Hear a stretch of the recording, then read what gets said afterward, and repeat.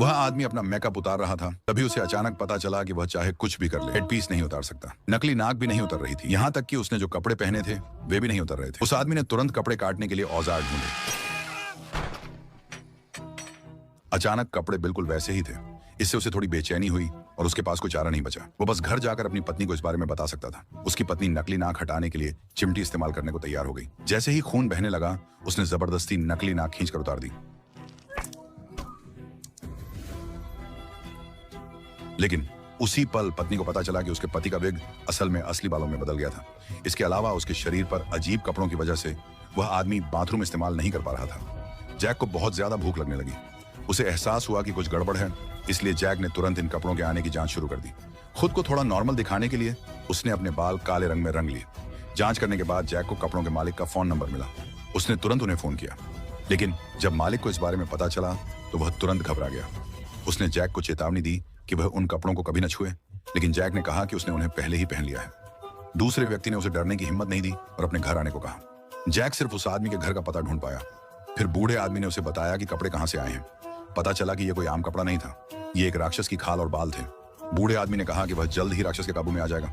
इससे जैक डर गया।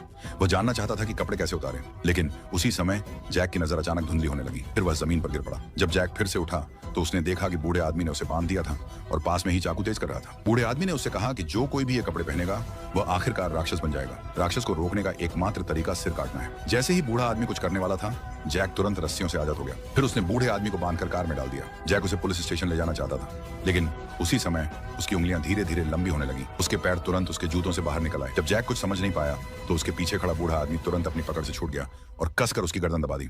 दोनों में तुरंत लड़ाई शुरू हो गई। जरूरी मौके पर जैक ने तुरंत हैंड ब्रेक खींच दिया।